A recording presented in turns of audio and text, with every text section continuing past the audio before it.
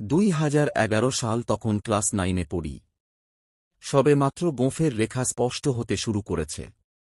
সারাদিন স্কুল আর বন্ধুদের সহিত আড্ডা দেওয়াই ছিল দৈনন্দিন রুটিন।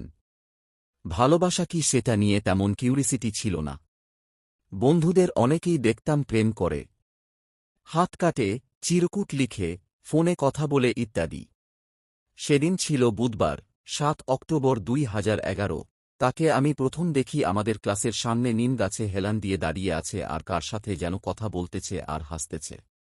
আমি লক্ষ্য করলাম হাসলে ওর বাম গালে অনেক সুন্দর একটা টোল পড়ে, যা আমাকে ওই দিন বেশি মুগ্ধ করেছিল। তারপর থেকে যতই দিন যেতে থাকল আমার ততই মেয়েটিকে ভালো লাগতে থাকে। কথাটা আমি আমার সবচেয়ে কাছের বন্ধু বিলাসকে জানাই। বিলাস হয়তো ক্লাসের কারো সাথে কথাটা শেয়ার করে আর পরে, বিশেষ করে আমার আলামিন চাচার গার্লফ্রেন্ড অর্থাৎ যাকে আমি স্যার ম্যাডামদের সামনেই চাচি ডাকতাম, উনি আমাকে বলতেছে যে পছন্দ করো বল না কেন। আমি বললাম কেমন করে বলবো, মেয়ে ক্লাস 6-এ পড়ে, যদি স্যারের কাছে বিচার দেয়। এটা এমনিতেই বললাম। আসলে সবচেয়ে মজার ব্যাপার হচ্ছে স্যারের কাছে বিচার দিলেও স্যার আমাকে কিছু করবে না, কারণ তখন আমরাই ছিলাম স্কুলের মাথা, যা বলতাম তাই করতাম। যাই হোক, পরের দিন চাচি আমাকে বলল আজকে মেয়েকে তোমার কিছু বলতেই হবে। আমি কিছুক্ষণ ইতস্তত করে পরে বললাম আচ্ছা বলবো। চাচি মেয়েকে আমাদের ক্লাসরুমের দক্ষিণের জানালায় এনে দাঁড় করাল আর বলল নীল তোমায় কিছু বলতে চায়। আর চাচি বলল এবার বলো, আমি পাশেই আছি। কি বলব বুঝেছিলাম না। ওইদিকে মেয়েটা বারবার জিজ্ঞাসা করছে কি বলবেন বলেন। না মানে? আমি কি না মানে? মেয়ে না মানে বলছিলাম। কি কি এত না মানে করছেন? বলেন কি বলবেন। আসলে হয়েছে কি? কালকে বলি না, আজকেই বলেন, না হলে আমি গেলাম।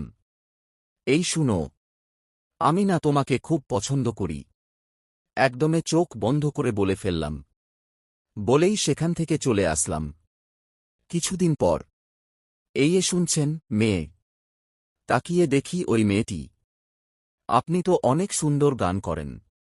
আমি সুন্দর গান করি? কে বলছে তোমায়? আমি কেউ বলেনি। আমি দেখছি ওই সেদিন স্যারের সাথে আপনাদের ক্লাসে গানের প্র্যাকটিস করছিলেন। ওহ আচ্ছা, সেদিন জানি কি বলছিলেন। কি বলছিলাম শুনতে পাওনি? হ্যাঁ শুনেছি তো। তো উত্তরটা কি? জবাবে কিছু বলছে না, মাথা নিচু করে আছে। হয়তো লজ্জা পেয়েছে। কি হলো? কিছু বলো। কি বলবো? ভালোবাসি তোমায়, এইটা বলো। না পারবো না। না বলতে হবে। মেয়েটি দৌড়ে চলে গেল। বহু কষ্টে মেয়ের ফুফুর ফোন নাম্বার জোগাড় করলাম। কিন্তু এখন ফোন করব কি দিয়ে? আমার তো ফোন নেই আর বাসার ফোন দিয়ে কথা বলা যাবে না। কয়েকদিন পর সে আমাকে পছন্দ করে বলছে, কিন্তু কথা খুব কম হতো ওর সাথে, কারণ এই স্কুলেই তার খালাতো বোন পড়ত। তারপর একটা ফোন কিনলাম, শুধু ওর সাথে কথা বলার জন্য। সম্পর্কটা বেশ ভালোই ছিল, কিন্তু ফোনেও কথা বলা সমস্যা। ওর সাথে প্রথম আমার ফোনে কথা হয়েছিল 37 সেকেন্ড, পরে আর একদিন 53 সেকেন্ড। এই 2 দিন প্রতিদিন স্কুল ছুটির পর তাকে বলে আসতাম যাচ্ছি, সেও আমাকে বলেই যেত। এইভাবেই আমি ক্লাস 10-এ উঠলাম। কিন্তু হঠাৎ কি জানি হলো, সে বলল আমার সাথে সম্পর্ক রাখবে না। আমি স্কুলের পিছনে গিয়ে খুব কেঁদেছিলাম। বিলাস আমাকে ওদের ক্লাসে গিয়ে তাকে অনেক বুঝাইছে, কিন্তু লাভ হয়নি। ও আমাকে ডিরেক্ট বলে দিছে আমার সাথে কোন সম্পর্ক রাখতে চায় না। কিন্তু কেন তা আমি আজও জানি না। আমি বারবার জিজ্ঞাসা করেছিলাম কেন সম্পর্ক রাখতে চাও না। সে আমাকে কিছু বলেনি। আমার মতো আরও অনেকেই এই প্রশ্নটাই করে থাকেন। কেন ছেড়ে গেলে? আমার কি দোষ ছিল? যারা চলে যায় তারা একটা কথাই বলে যায়, আমি জানি না। কেন এই কথা বলে তারাই জানে, আর উপরওয়ালাই জানে।